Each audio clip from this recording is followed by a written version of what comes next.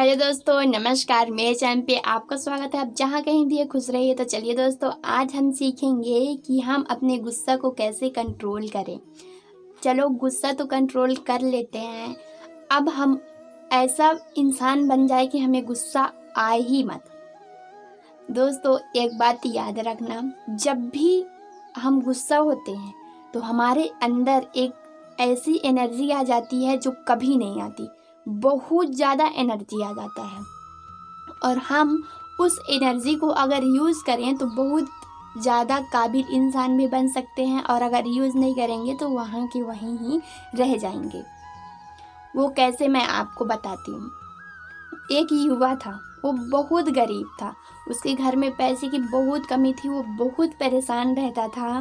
वो अपना पढ़ाई लिखाई भी नहीं कर सकता था, क्योंकि पढ़ाई लिखाई करने के लिए उसे बुक की, कॉपी की, पेन की ज़रूरत पड़ेगा और स्कूल जाने में भी फीस लगता है। तो दोस्तों, वो बहुत परेशान रहता था। इतना परेशान रहता था कि उसको कुछ समझ में ही नहीं आता था कि मैं क्या करूं क्या ना करूं।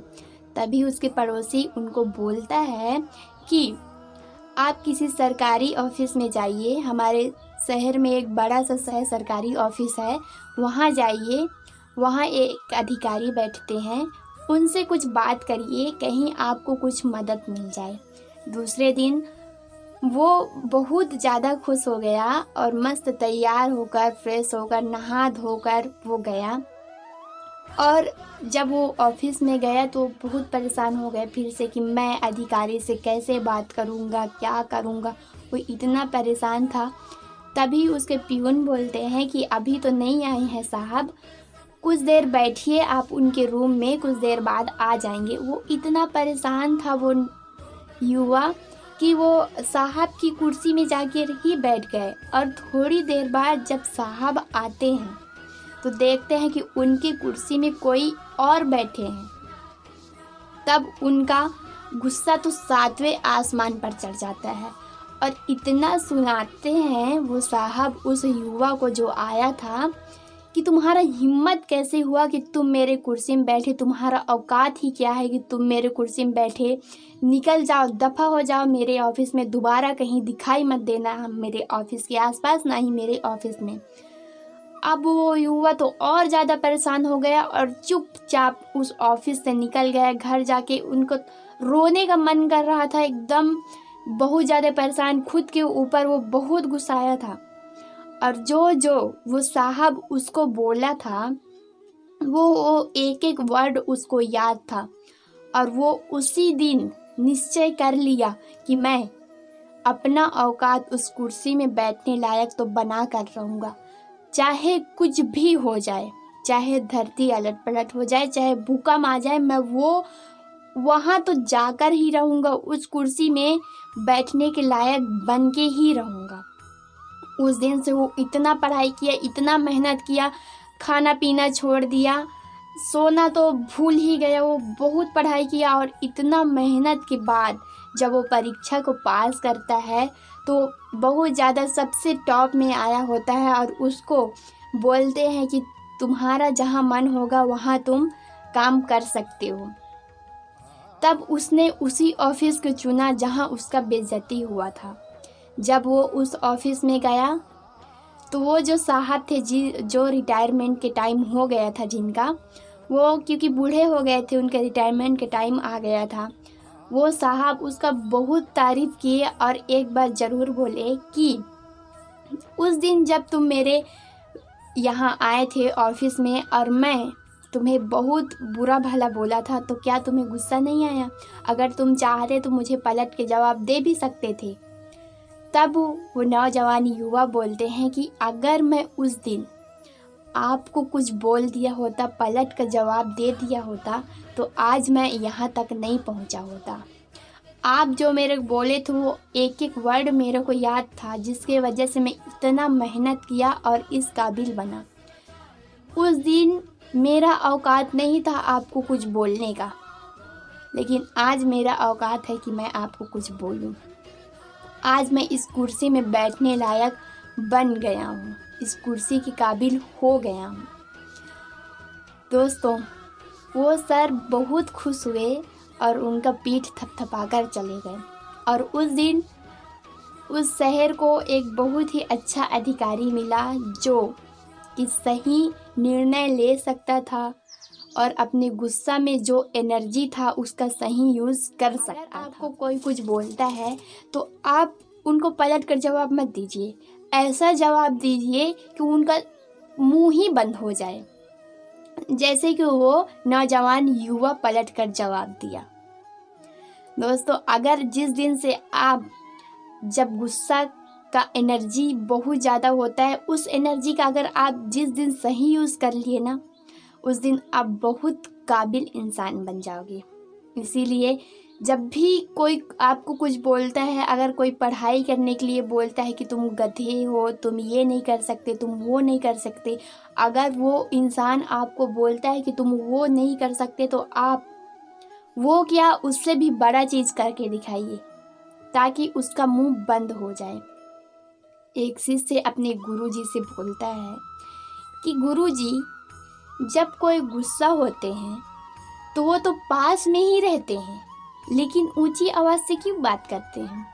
तब गुरुजी बोलते हैं कि वो पास में तो रहते हैं, लेकिन अगर वो गुस्सा हो गए एक दूसरे से तो उनका दिल जो है वो बहुत ज़्यादा दूर हो जाता है, जिसके वजह से वो चिल्ला चिल्ला कर बोलते हैं। अगर वो धीरे धीरे बोलेंगे तो उनको सुनाई नहीं देगा। दोस्तों, एक बच्चा था, वो बहुत हर बात में गुस्सा होता था। एक दिन परेशान होकर उसके पापा एक गुरुजी के पास उसको ले गए, अपने बेटे को। तो वो जो गुरुजी थे वो कुछ नहीं बोले और एक थैला में, एक बैग में एक कील दे दिए और बोले कि जब भी तुम्हें गुस्सा आए तो अपने घर के दीवार में इस कील को ठोक देना।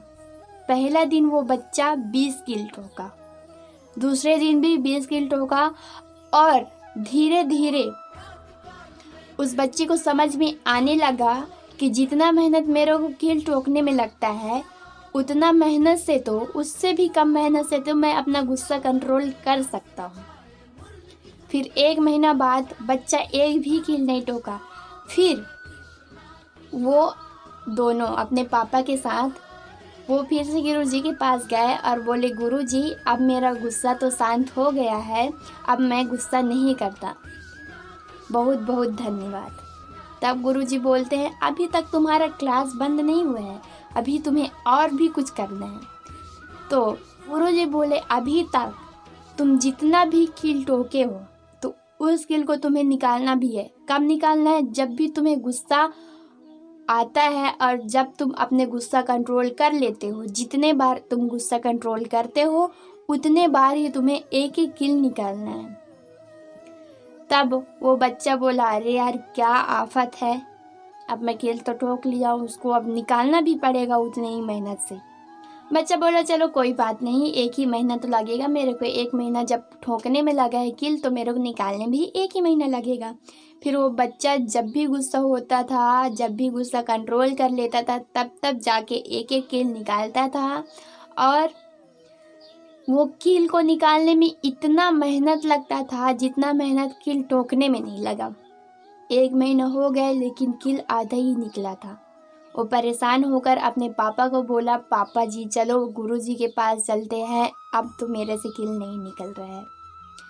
जब गुरुजी के पास गए तो जाते ही गुरुजी बोलते हैं, अरे मैं तो तुम्हें 1 थैला कील दिया था, लेकिन ये तो आधा ही थैला है।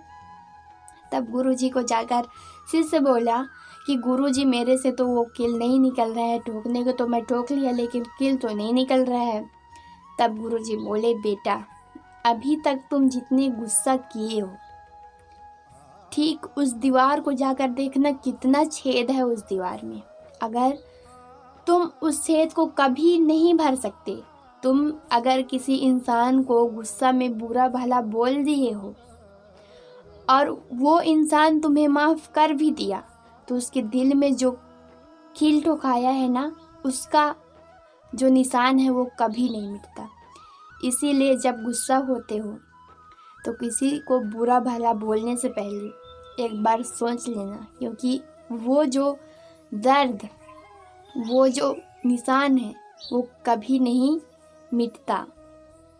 गुरुजी ये जब बोले तो शिष्य बहुत ज़्यादा उदास हो गया और बोला, गुरुजी मेरे से गलती हो गया, आज के बाद मैं कभी गुस्सा नहीं करूँगा, कभी कुछ नहीं बोलूँगा।